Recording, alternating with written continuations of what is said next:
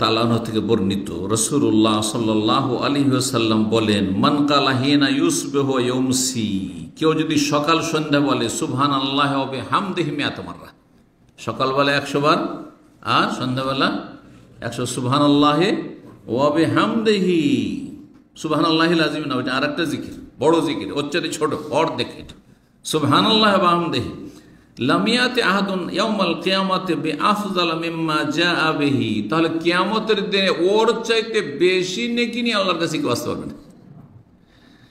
ইল্লা আহাদুন কালা মিসলামা আও যাদা, তবে কেউ যদি তার সমান সমান করে বা তার চাইতে বেশি করে, তাহলে সে বেশি নেকি নিয়ে আসতে পারবে।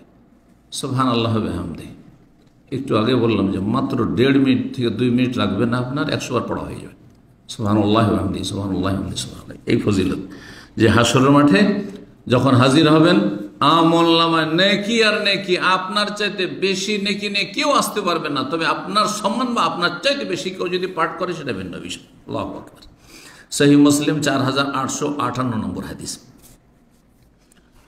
আর একটি জিকির এখানে বলি, আবু হুরায়রা রাদিয়াল্লাহু তাআলা আনহু থেকে বর্ণিত, রাসূলুল্লাহ সাল্লাল্লাহু আলাইহি ওয়াসাল্লাম বলেন, কালিমাতান, দুটো বাক্য রয়েছে, খাফিফাতান আলাল লিসান, জবানে উচ্চারণ করতে বড়ই হালকা, আর হাবিবাতান ইলা রহমান, পরম করুণাময় আল্লাহর কাছে অত্যন্ত প্রিয় দুটো বাক্য, সাকিলাতান ফিল মিজান, আর আল্লাহর দাড়ি পাল্লাই, নেকির পাল্লাতে সেটি অত্যন্ত ভারী, ওজনসই।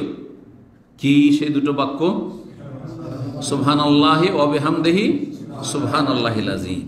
হাদিসটি সহিহ বুখারীতে কয়েক জায়গায় রয়েছে, তার মধ্যে সর্বশেষ রয়েছে 7008 নম্বর হাদিস, যে নাম্বারিংগুলো করা হয়েছে একটু কম বেশি বিভিন্ন এতে রয়েছে নাম্বার, তবে 7008 আমাদের কাছে যে নম্বরে 7008 নম্বর হাদিস। সহিহ মুসলিমের 4860 নম্বর হাদিস।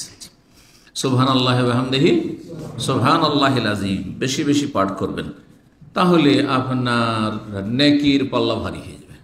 গোনা থাকলে নেকির পাল্লা ভারী হয়ে যাবে, আর গোনা থেকে তওবা করে, ইস্তেগফার করে, তওবা ইস্তেগফার করে, জেনে শুনে কাবিরা গোনা করবেন না। ইজাজতুনিবাল কাবায়ের, নবী সাল্লাল্লাহু আলাইহি ওয়াসাল্লাম বিভিন্ন হাদিসে রয়েছে। কোরআনে কারীমে আল্লাহ বলেছেন, ইনতাজতানিবু কাবায়েরা মা তুন, কাবিরা গোনা থেকে যদি বেঁচে থাকো তাহলে সাগীরাগুলি এই সব নেক আমল দিয়ে মাফ হয়ে যাবে। আল্লাহু আকবার। আল্লাহ যেন আমাদের কাবিরা সাগীরা সমস্ত গুনাহ বেঁচে থাকার তৌফিক দান করেন।